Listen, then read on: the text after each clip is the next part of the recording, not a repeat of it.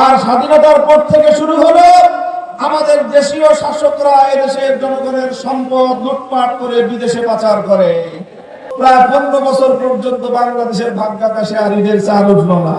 নাহিদ ইসলামের নেতৃত্বে জুলাই বিপ্লবের মধ্য দিয়ে সেই স্বৈরাচারের পতন ঘটে নতুন এক বাংলার স্বাধীনতার সূর্য উদিত হয়েছে। আমরা ঐক্যবদ্ধ হয়েছি বঞ্চিত ভাগ্যাহত বাংলার 18 কোটি মানুষের অধিকার তাদের ঘরে পৌঁছে দেওয়ার জন্য।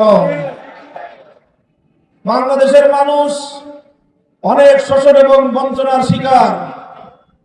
71-এর পূর্ব পর্যন্ত দীর্ঘ 214 বছর এদেশের মানুষ শাসিত হয়েছে বিদেশি শাসকদের দ্বারা, তাই তারা শোষণের শিকার হয়েছে। 71-এর মহান মুক্তিযুদ্ধের মাধ্যমে অর্জিত বাংলার স্বাধীনতার পর এদেশের মানুষের এক বুক ভরা স্বপ্ন ছিল, আশা ছিল, এখন যেহেতু দেশি শাসকরা শাসন করবে সুতরাং আমরা আর বৈষম্যের শিকার হব না।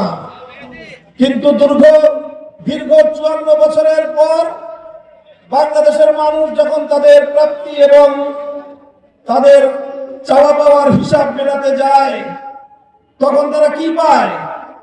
তারা দেখে যে শাসকের গায়ের চামড়ার রং পরিবর্তন হয়েছে, শাসকের জাতের পরিবর্তন হয়েছে, শাসকের ভাষার পরিবর্তন হয়েছে, কিন্তু বাংলার মানুষের ভাগ্য নিয়ে ছিনিমিনি খেলা, বাংলার মানুষের অধিকার ছিনতাই করবার শোষণের কোনো পরিবর্তন হয় না।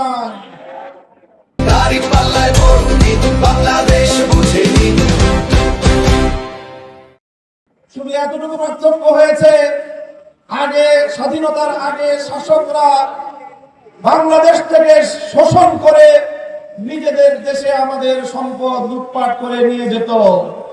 আর স্বাধীনতার পর থেকে শুরু হলো আমাদের দেশীয় শাসকরা এদেশের জনগণের সম্পদ লুটপাট করে বিদেশে পাচার করে। সেই হিসেবে যারা আমার দেশ থেকে লুটপাট করে নিজেদের দেশে নিয়ে যেত তাদের তুলনায় যারা আমার দেশের সম্পদ লুটপাট করে বিদেশে বেগম করা করেছে তারা দেশের জনগণের সাথে আরো বড় গাদ্দারি করেছে। তাই আজ 54 বছর পরে যখন দেশের মানুষের পিঠ দেয়ালে ঠেকে গিয়েছিল আর কেউ কেউ শুধুমাত্র বাংলাদেশের মানুষকে ঈদের কথা শোনাতো, বলতো ঈদ আসবে, ঈদ আসবে, ঈদ আসবে, আন্দোলন হবে। প্রায় 15 বছর পর্যন্ত বাংলাদেশের ভাগ্যাকাশে আর ঈদের চাঁদ উঠল না। মানুষের পিঠ দেয়ালে ঠেকে গেল। স্কুল থেকে আমার সোনামণিরা বেরিয়ে আসলো, কলেজ থেকে আমাদের তরুণ প্রজন্ম বেরিয়ে আসলো, আলিয়া মাদ্রাসা, কওমি মাদ্রাসা, বিবেদের দেয়াল ভেঙে গুড়িয়ে দিয়ে রাজপথে নেমে আসলো।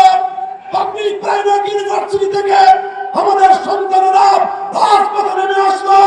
4 কোটি ছাত্র জনতা হাতে হাত রেখে বিপ্লবের যে ইস্পাত কঠিন তিনি ঐক্য করে তুলেছিল।